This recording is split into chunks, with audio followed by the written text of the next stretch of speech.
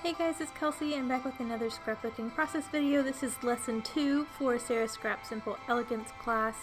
So I am starting off here with the Bloom Collection by Maggie Holmes.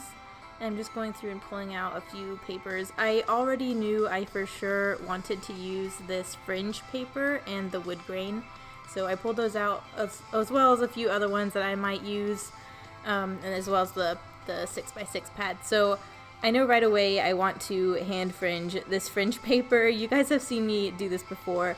I love this paper. It's really, really pretty, but I cannot handle the fake fringe. So I have to make it real fringe, so I'm just going through and fringing it.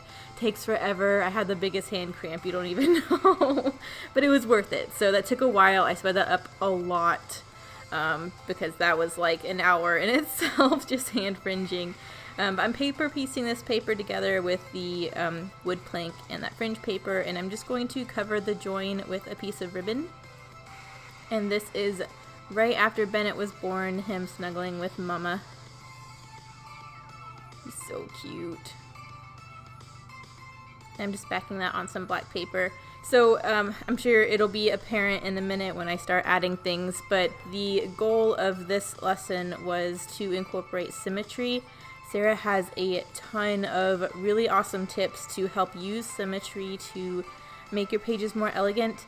Again, I'm not going over any of those tips or anything because that's Sara's class. If you are interested in that, I will link it below. But yeah, it tripped me up a lot. I'm not gonna lie, I had a lot of issues with this page just because I'm not used to doing symmetrical stuff. I feel like I've trained myself to intentionally do things asymmetrically because it does add interest to your page. It makes it more interesting to look at. It is super, super tricky to do a symmetrical page and it not be boring. So Sara has a ton of tips on how to do that. And I had to stick to her lesson like so bad during this page because I just kept trying to make it asymmetrical. But I really like what I came up with. It was just so different, and I really enjoy challenges and lessons like this that force me to think a different way, because I think that's what helps you grow as a designer and a scrapper. Any artist, you do different designs. It either makes you appreciate what you do more, or it helps you add something different. Either way, you're growing. So I really, really enjoyed doing this one, but it took me a minute to figure out how I could do it in a way that I liked.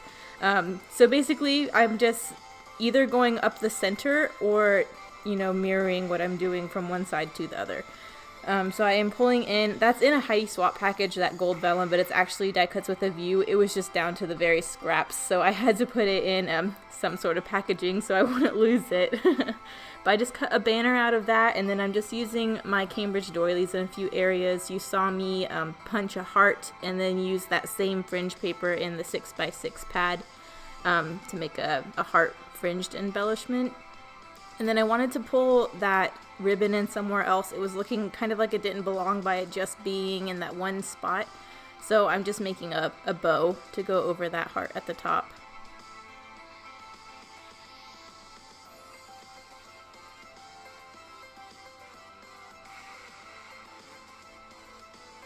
There we go.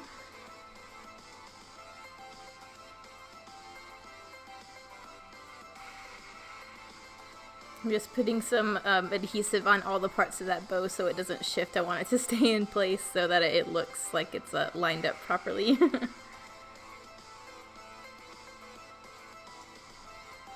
Now I'm just trying to find things to keep my page looking interesting. It was just looking really bare for the longest time, so it kind of took me a while just to figure out what I could add here and there so that it was interesting enough to me. So I did put some washi at the top. That was just some gold polka dots.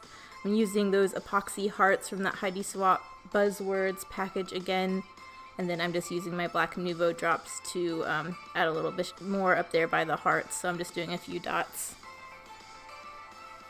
I love Nuvo drops, but this is why I have to do them last. I thought this was the end of the page, so I went ahead and applied them, and then I was like, no, it's still, I need a little bit more, so I cut a piece of that gold foil and tucked it in there.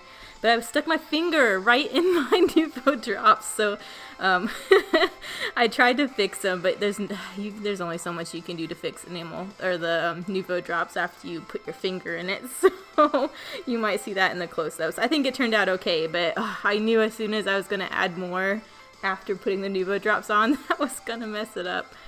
But I'm just going through and seeing if there's anything else I can add. I want something else to go down on that gold scalloped circle punch on either side of the photo, so I'm die cutting some hearts. I just grabbed one of those minty colored cut up hearts, and I'm gonna do that text print as well with a smaller heart. I'm just going to layer that up on either side of the photo.